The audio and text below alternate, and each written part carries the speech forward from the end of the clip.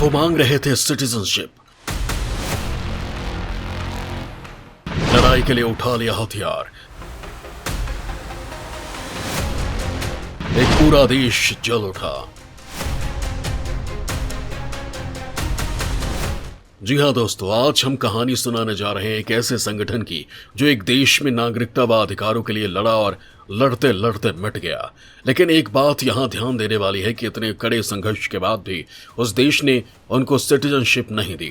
जबकि एक हमारा देश है जिसकी पॉपुलेशन दुनिया भर में दूसरे नंबर पर है, तो भी यहाँ हर किसी को नागरिकता प्रसाद की तरह बांटी जाती है और जिसका खामियाजा ये होता है कि देश की अर्थव्यवस्था से लेकर सामाजिक व्यवस्था चौपट हो जाती है।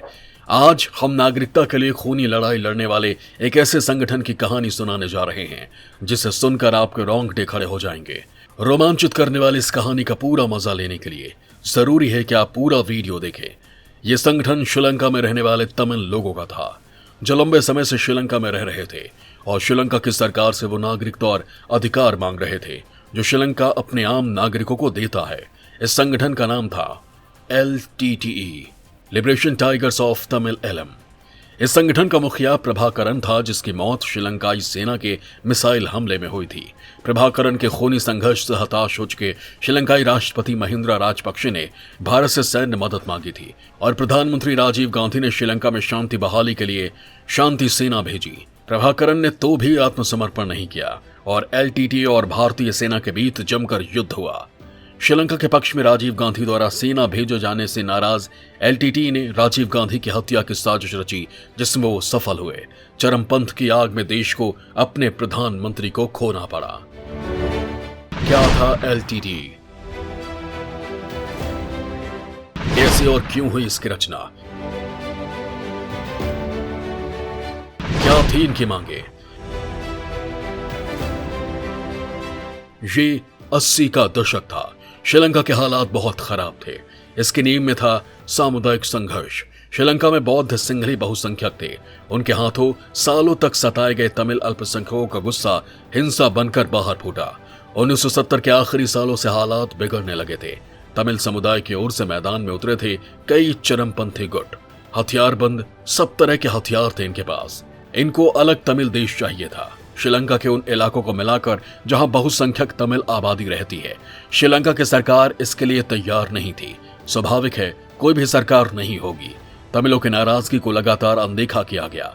इसके बाद ऐसी स्थिति बनी कि गृह युद्ध छिड़ गया। श्रीलंका के अल्पसंख्यक तमिल डरे हुए थे। उनको लगता था कि उनकी अलग पहचान छीन ली जाएगी। उन्हें लगता था कि बहुसंख्यक सिंघल लोग उनकी भाषा और धर्म को खत्म करना चाहते हैं। 1956 में श्रीलंका ने एक विवादित कानून पर ठप्पा लगाया। सिंघली भाषा को राष्ट्रभाषा घोषित कर दिया। तमिल अपनी भाषा को लेकर बेहद संवेदनशील थे। वैसे इसका एक आर्थिक पहलू भी था। सरकारी नौकरियों में तमिलों के लिए अवसर कम होने लगे थे। जून 1977 तमिलनाडु में MG रामचंद्रन की सरकार बनी। तमिलनाडु को अपनी तमिल पहचान के कारण श्रीलंका के तमिलों से बड़ी सहानुभूति थी, अब भी है। बहरहाल हुआ ये कि तमिलनाडु सरकार श्रीलंका के तमिल अलगाववादियों की मदद करने लगी। कुछ अलगाववादी संगठनों को सैन्य प्रशिक्षण भी उपलब्ध कराया गया। केंद्र में जनता पार्टी की सरकार थी। इमरजेंसी के बाद हुए चुनावों में इंदिरा गांधी हार गई थी। जनता पार्टी की सरकार ज्यादा उम्र जी नहीं पाई। आपसी संघर्ष ने उन्हें समय से पहले ही सत्ता से बाहर कर दिया। 1980 में इंदिरा गांधी दोबारा प्रधानमंत्री बनी। MGR तो इंदिरा के सहयोगी थे। तमिल पहचान जैसे भावुक मुद्दे पर इंदिरा उनका विरोध कैसे कर सकती थी? हुआ ये कि केंद्र की कांग्रेस सरकार ने भी श्रीलंका के तमिल अलगाववादियों को मदद देने शुरू कर दी। फिर धीरे धीरे सभी गुटों को पीछे छोड़कर LTTE बना, तमिल संघर्ष का सबसे जीवंत प्रतीक। LTTE यानी Liberation Tigers of Tamil Eelam, दुनिया का सबसे खतरनाक चरमपंथी संगठनों में से एक। श्रीलंका का ये हिंसक अलगाववादी संगठन उत्तरी और पूर्वी श्रीलंका को मिलाकर एक स्वतंत्र तमिल राज्य की स्थापना करना चाहता था। एशिया के इतिहास में एक अलग राज्य तमिल एलम की मांग को लेकर सबसे लंबे समय तक गृह युद्ध श्रीलंका में ही देखने को मिला। कौन था लिट्टे का चीफ? कहां से आता था पैसा? कैसे हुआ खात्मा? लिट्टे चीफ वेलुपिल्लाई प्रभाकरन वेल्वेथुरई के उत्तरी तट पर 26 नवंबर 1954 को थिरुवेंकदम, वेलुपिल्लाई और वल्लीपुरम पार्वती के यहां पैदा हुआ। वो अपने माता पिता और 4 बच्चों में सबसे छोटा था। श्रीलंकाई सरकार द्वारा दिखाए गए तमिल लोगों के प्रति भेदभाव को देख नाराज होकर वो छात्र संगठन TIP में मानकीकरण बहस के दौरान शामिल हो गया। 1972 में प्रभाकरन ने तमिल न्यू टाइगर्स की स्थापना की, जो अनेक संगठनों के उत्तराधिकारी के रूप में सामने आया, जो देश में औपनिवेशिक राजनीतिक दिशा के खिलाफ जाने वालों का विरोध करता था। इनमें श्रीलंकाई तमिलों के सिंघली लोगों से नीचा दिखाया जाता था। 1980 के दशक के आते आते LTT को विदेशों से समर्थन मिलने लगा था। हथियार खरीदने और दूसरी गतिविधियों के लिए LTT के पास पैसा विदेशों में रहने वाले तमिलों से आता था। इनमें से ज्यादातर पश्चिमी यूरोप और उत्तरी अमेरिका के देशों तक ऑस्ट्रेलिया में रहने वाले तमिल लोग थे। साल 1975 में तमिल आंदोलन में गंभीर रूप से शामिल होने के बाद वो एक तमिल आतंकवादी समूह द्वारा एक हत्या में शरीक हुआ। जाफना के मेयर अल्फ्रेड द्रेप्पा की उस समय गोली मारकर हत्या कर दी गई, जब वो पुनालाई में एक हिंदू मंदिर में प्रवेश करने वाले थे। 1976 में प्रभाकरन ने लिट्टे की स्थापना की, जो सशस्त्र संगठन था।